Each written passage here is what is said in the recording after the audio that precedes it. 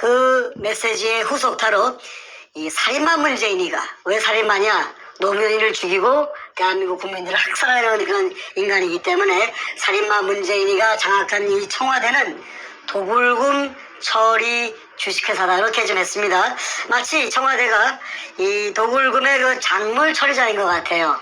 작물 처리장, 그죠? 자, 우리 정세 말씀 듣고 제가 사이사이에 좀 질문을 드리거나 또 코멘트를 하거나 하겠습니다. 말씀 들어보겠습니다. 하진 않았는데 살다 보니까 별꼬라지를 다 봅니다. 예, 참 기가 찹니다. 기가 찹니다, 진짜로. 예, 예. 인간이 살아오는 동안에 거짓과 진실은 항상 함께 해왔습니다. 어느 시대라도 거짓과 진실은 항상 공존해 왔죠. 거짓이 힘이 세어서 진실을 죽이려고 해도 그럴수록 진실은 허등허등 죽지 않고 살아난다고 배웠습니다. 책에 그렇게 써져 있습니다. 더욱 시퍼렇게 살아났죠? 예, 더욱 시퍼렇게 쁘득쁘득 더 끼 나온다고 그랬어요. 예. 오늘은 청와대를 불법 점거하면서 가전 근무술수와 자신의 재상을 감추기에 급급하면서 또 도굴된 금을 팔아먹으려고 돈으로 바꾸려고 온갖 잔대가리를 굴리고 있는 그 문가놈의 민낯을 여과 없이 한번 보도록 하겠습니다. 오늘 이 메시지가 중요한 일을 제가 잠시 한번 코멘트를 넣으면요. 이런 질문들이 많아요. 제가 댓글들을 유심히 보는 편인데 이런 질문이 가끔 나옵니다. 뭐냐 하면은 아니 문재인이가 왜 금이랑 연결되어 있는지 증거가 어디 있느냐 그 얘기를 많이 합니다. 왜냐하면 우리 정생님이 금을 발견한 시점이 2002년도 당시에 김대중의 말년이었고 바로 다음에 이제 노무현으로 바뀌는 때였기 때문에 그 당시에 문재인은 대통령도 아니고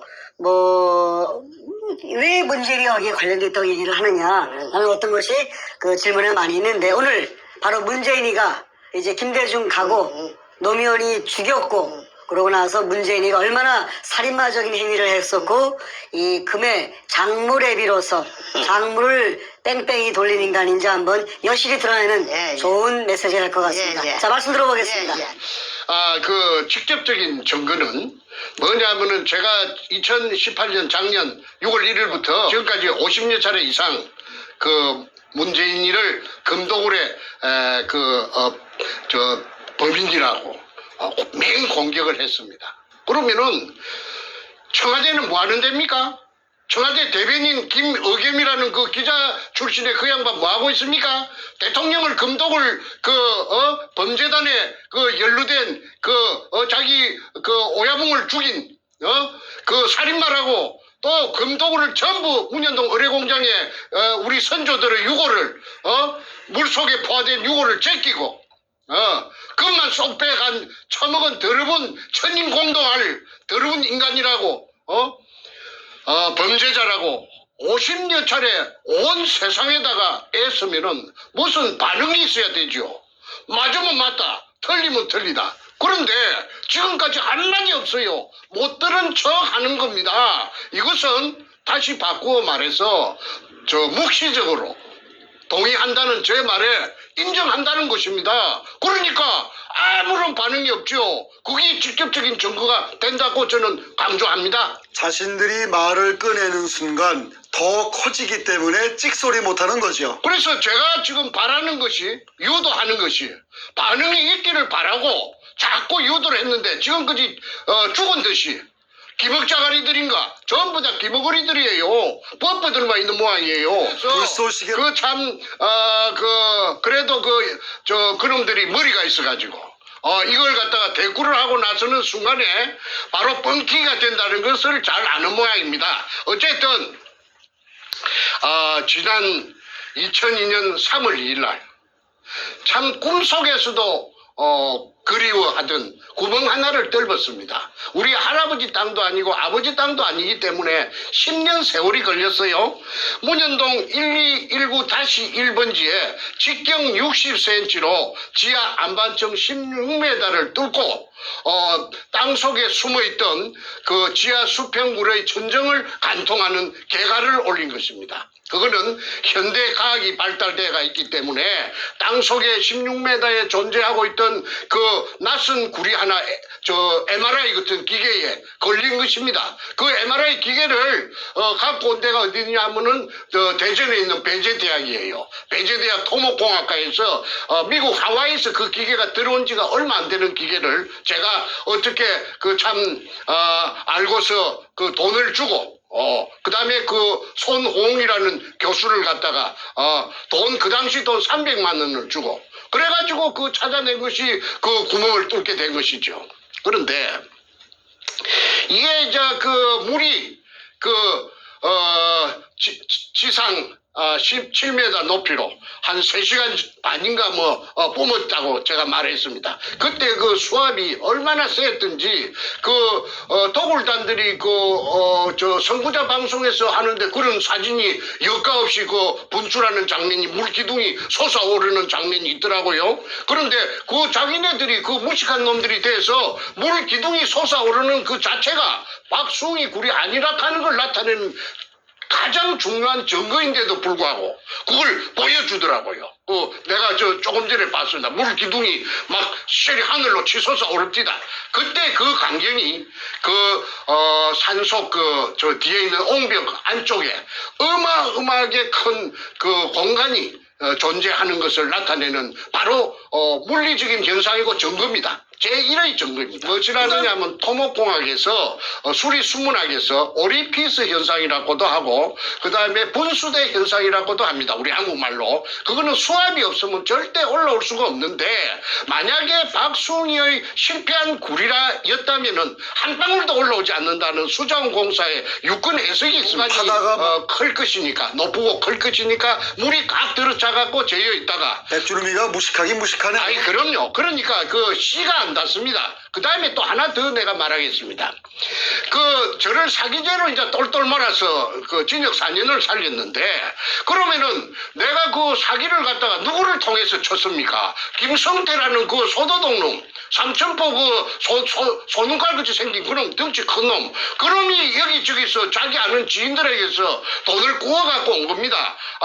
조건은 뭐냐 하면은 성공하면 10배로 준다는 그걸 보장을 내한테 해달라고 해서 내가 글자 몇 자 써준 죄밖에 없습니다. 그리고 그 돈은 그놈하고 내하고 갈랐었다고 판사 앞에서 그놈이 나는 한 30% 줬다고 하고 100만 원 같으면은 30만 원 그놈 새끼한테 줬다고 30% 줬다고 했고 그놈은 거짓말로 15% 정도 그렇게 15만 원 정도 받았었다고. 그러니까 그놈 새끼가 아무 직업도 없고 백수 건달이고 집도 절도 없는 놈이 가족을 미기 살려야 될 거 아닙니까? 가족이 또 9인가 됐어요. 그런데 어째서 그러면 같이 갈라섰으면 사기 공범이 돼가지고 같이 진역을 살아야 될 텐데 그러면 쏙 빠주고 내만 전부 다 딸딸 말리 있어요. 그 자체가 이 위에서 그 당시에 노무현 참여정부의 민정수석을 하던 문재인이라는 자가 작용을 했기 때문에 검판사들이 압력에 눌려가지고 그래가지고 말하자면은 이 사건의 가해자와 피해자가 뒤바뀌고 지금까지도 저놈들은 잘 먹고 잘 살고 이제 아까 1조 5천억 백주놈이 그 다음에 김성태 8,900억 그 다음에 정문교의 거창기업 6,800억 국세청에서 세무가표가 그리 나왔지 않습니까? 그런데도 불구하고 부끄러움도 없이 저것들이 설치는 것은 뭐 때문에 설치느냐 하면은 선구자 영우를 통해서 설치는 이유는 뒤에 뭔가 저놈이 대통령이라 깨어차고 가짜 대통령이 청와대를 점거하고 있기 때문에 죽어도 저것들은 죽을 때까지 발악합니다. 그래서 별별 짓을 다 하고 있는데 저는 그거 대응해 주는 것이 오히려 고맙습니다. 왜 그러느냐 하면은 시청자들이 영리하니까 시청자들이 보면 누가 거짓이고 누가 참인지 진실인지 다 표가 나서 알 것이기 때문에 오히려 저희 진실을 더 선명하게 부각시키는 계기가 되기 때문에 저는 별로 개의치 않습니다. 자, 지금 이 순간 다시 한번 그 금도굴 사건 우리가 뭐 몇십 편을 내보냈기 때문에 처음부터 보신 분들은 내용을 많이 아시는데 최근에 보신 분들이 부쩍 늘어났기 때문에 간단하게 아주 간단하게 금도굴이 언제 시작된 제가 한번 그 일지만 제가 한번 다시 한번 말씀드리고 다음 얘기 한번 넘어가겠습니다.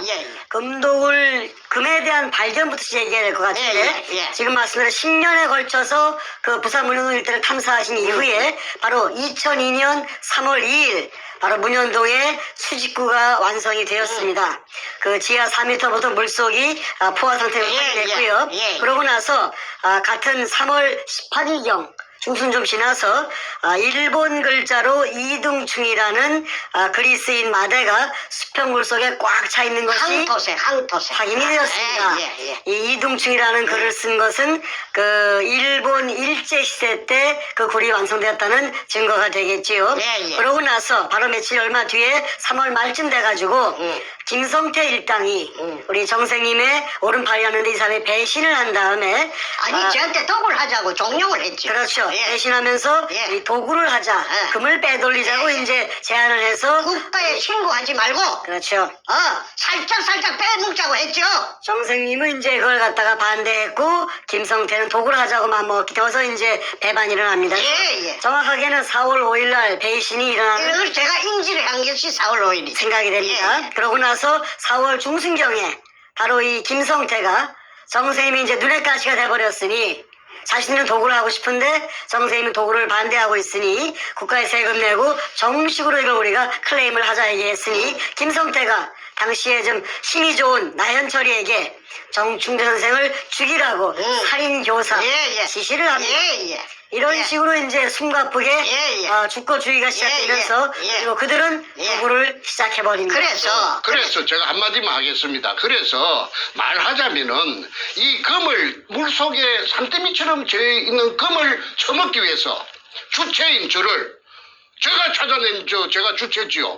그러니까 저를 갖다가 그 백주놈이 등을 끄잡아 이어가지고 저를 갖다가 팽시키기로 작정하고 모함을 했습니다. 그 기댄 언덕이 뭐냐면 자기네들을 그에게 힘을 실어줄 언덕이 누구느냐면 노무현입니다. 노무현이 정권하고 붙어버린 거예요. 그러면 그 뒤에 배경이 누구느냐면 그 현직 대통령이 뒤에 당선자 시절부터서 뒤에 딱 버티고 있으니까 병풍 역할을 해주니까 아니 뭐 긁어질 게 있겠습니까? 정충재는 힘도 없고 백도 없고 다 힘이 빠져갖고 지쳐 쓰러질 지경인데 그래가지고 그때서부터 지금까지 처절하고 외로운 그 전쟁을 갖다가 저 혼자 일대 다수 수백 명인지 천 명인지 모르는 기자선 같은 놈들을 상대로 해서 외롭게 고군분투해 온 것입니다.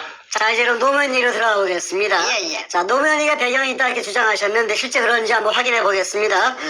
김대중에 이어서 노무현이가 청와대를 장악합니다. 2003년 바로 다음 해인 한 1년쯤 지나서 2003년 3월 9일에 이런 방송이 나왔어요. 뭐냐면은 당시에 노무현과 젊은 검사들과의 대화의 장 뭐 이런 방송이 나옵니다. 그 당시에 서울중앙지검의 발령을 받은 신인 검사인 김영종이 아주 용감무쌍하게 발언을 합니다. 질문하는데 이런 질문을 했습니다. 노무현에게 대통령에 취임하기 전에 전 부산 동부지청장인 박용석에게 청탁 전화를 하신 적이 있다. 그때 왜 검찰에 전화를 했습니까? 라고 물었습니다. 그러면서 노무현한테 물었죠. 그렇죠. 그것이 바로 검찰의 정치적 중립성을 훼손하는 발언이었다고 생각하지 않습니다. 그 얘기했습니다. 돌직구를 날린 겁니다. 그때 노무현이가 뭐라 그랬죠? 그 당시에? 그래서 노무현이가 그 말을 듣고 이쯤 가면은 막 가자는 거지요 하고 헛웃음을 민망하니까 민망했죠. 양심이 찔리니까 확인을 시켰습니다. 그 표정까지. 그래서 헛웃음을 이쯤 되면 막 가자는 거지요 하면서 헛웃음을 지으면서 당황하는 기색이 역력하게 그 화면에 그 보면은 나타납니다. 그래서 노무현이 우물쭈물 하면서 변명하기를 청탁 전화가 아니었다. 청탁 전화가 아니었다. 해운대 지구당에 당원이 사건이 계류되어 있는 모양인데 자기 당원이 해운대 지구당에 자기 당원이 사건에 계류되어 있는 모양인데 위원장인 나에게 노무현에게 억울하다고 자꾸 호소하니 혹시 지청에서 검사들이 못 다들은 얘기가 있는 것 같으니까 한번 들어주십시오 하는 취지로서 더듬 우물쭈물하면서 들어주십시오 그뿐이다. 이 이야기가 전부다 하면서 해명을 했습니다. 그거는 의식이 똑바로 베낀 보통 사람들이라면은 뭔가 이상하다. 어째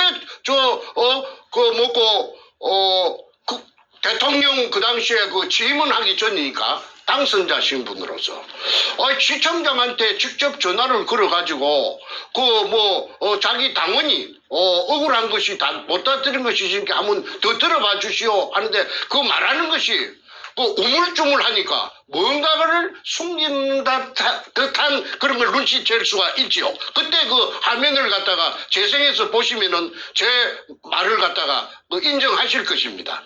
그런데 저도 그 장면을 보고 야 저거 좀 이상한데 내가 노무현을 알기 때문에 내가 노무현을 3번 만나가지고 금도굴에 대해서 문현동에 대해서 금도굴이 아니고 문현동 보물건에 대해서 서로가 그 얘기를 했던 그런 상황이 앞전에 다 그 얘기를 장황하게 했기 때문에 오늘은 그 생략합니다.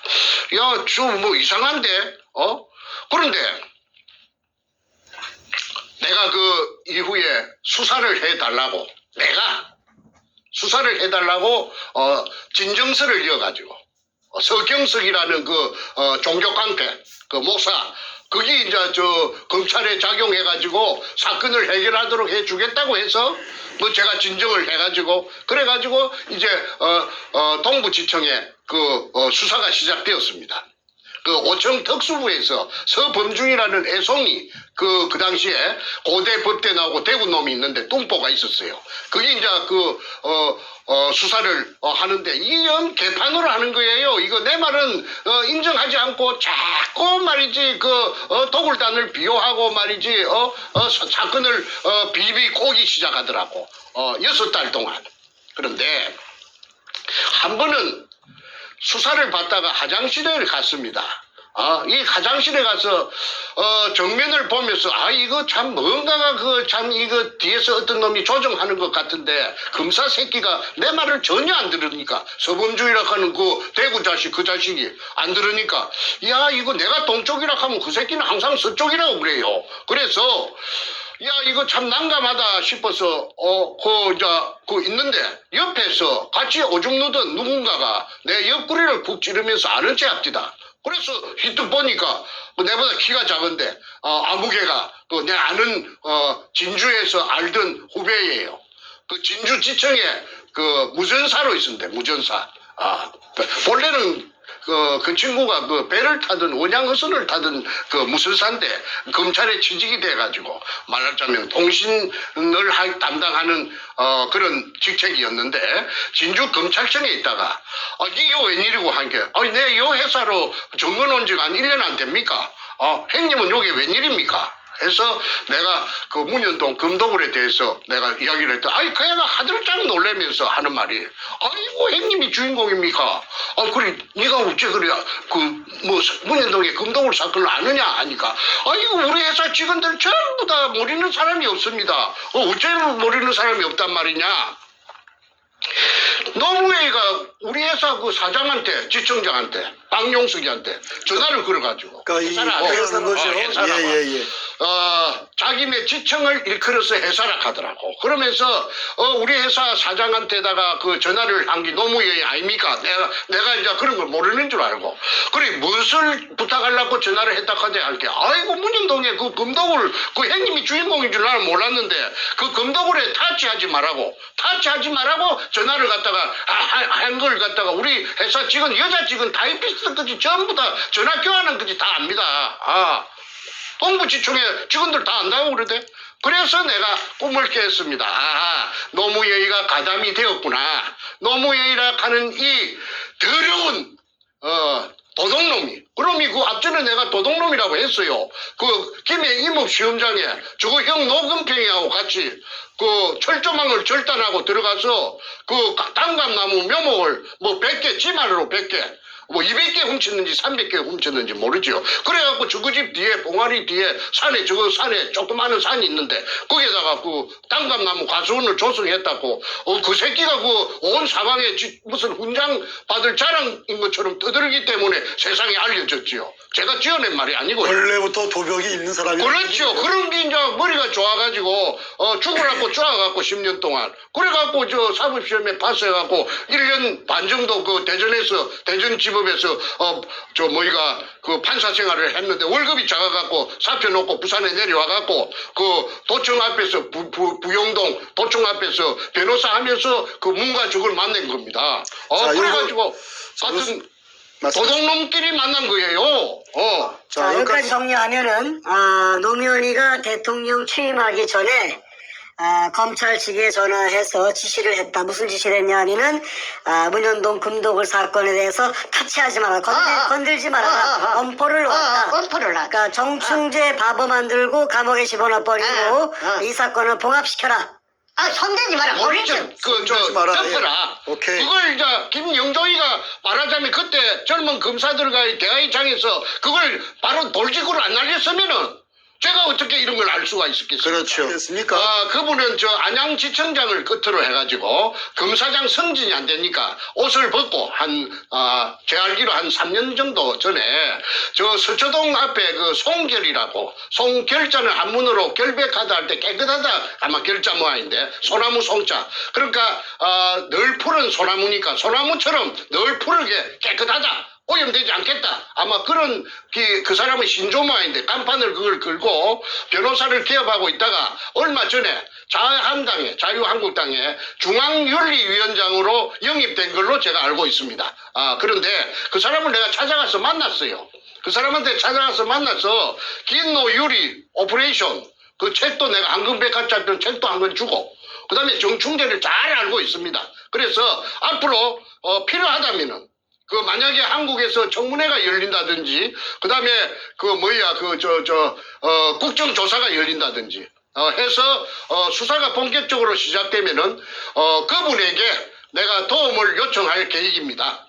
예, 뭐 더 이상 그분이 한테 입장이 난처할까 싶어서 그분에 대한 언급은 생략하도록 하겠습니다. 예, 알겠습니다. 하여튼 김영종 당시 검사가 아주 올곧게 노무현한테 돌직구를 날렸고, 그 이후로 좀 남원들하고 이제 밑보였는지 하여튼 크게 성장하지 못하고 이제, 변호사 기업으로 가고 있는데. 잘리죠. 검사장 승진이 안 되면 잘리니까. 자, 하여튼 그 모든 정황을 정리했을 때 노무현이가, 대통령 당선이 되면서 취임하기도 전부터 검찰에 압력을 넣어서 이 사건을 건들지 못하게끔 압력했다는 것이 이제 다 파악이 됐습니다. 다음 얘기 넘어가 보죠.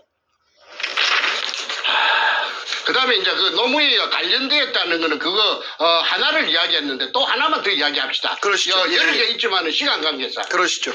그 노무현이하고 그 도굴두목 백주놈이하고는 모르는 사이가 아니고 아는 사이라요. 서로가. 얼마 정도 아는 사이냐면 20년 같이 그 이전에 그 도굴 사건 이전에 한 20년 동안 동호회를 같이 했어요. 동호회. 그 증거가 다 있죠. 예, 동호회가 뭐냐면은 그 증거가 인터넷에서 제가 찾아냈습니다.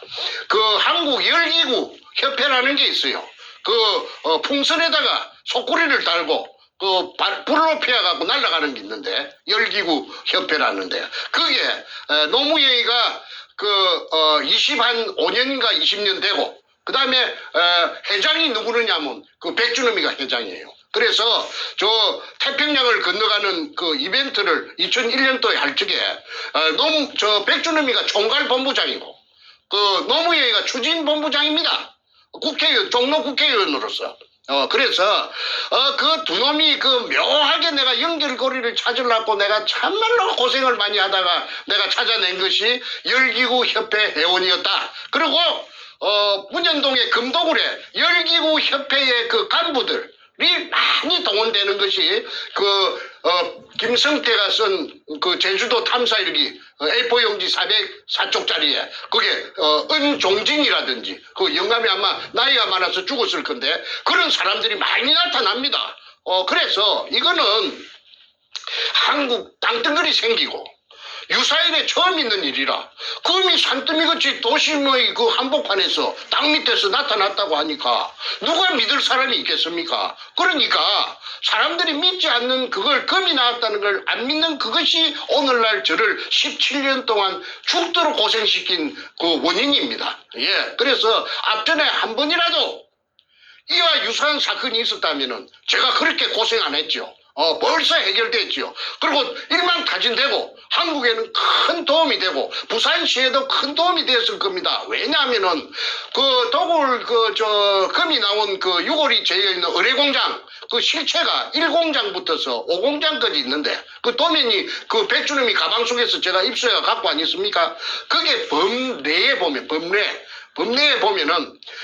한 부분이 끝에서 끝까지 4km입니다. 그러면은 그 도면 그 자체를 전부 다 그 4km라 하는 걸 대입을 하면은 한 15km, 20km가 동서남북으로 된다는 결론입니다. 그러면은 부산시 남구 지하에는 그 용호동까지 수산대학 용호동 용당 캠퍼스 있는 그런 쪽까지 UMO지 근처하고 그지 지하 왕국이 존재한다는 겁니다. 지하에. 그러니까 그것이 실체적인 그 자기 모습을 드러내면은 그 어마어마한 관광지가 될 수가 있죠. 부산시의 관광 자원이 부족합니다. 특히나 바다니까 한국에서 제일 큰 항구 도시니까 그 부산시에서 그 의뢰공장하고 지하 의뢰공장하고 그다음에 바다하고 연계한 관광 상품을 만들어낸다면은 아마 세계적인 관광 명소가 돼가지고 황금알을 낳는 거위가 돼서 부산시 재정에 엄청난 이득을 갖고 올 것이라고 제가 확신합니다.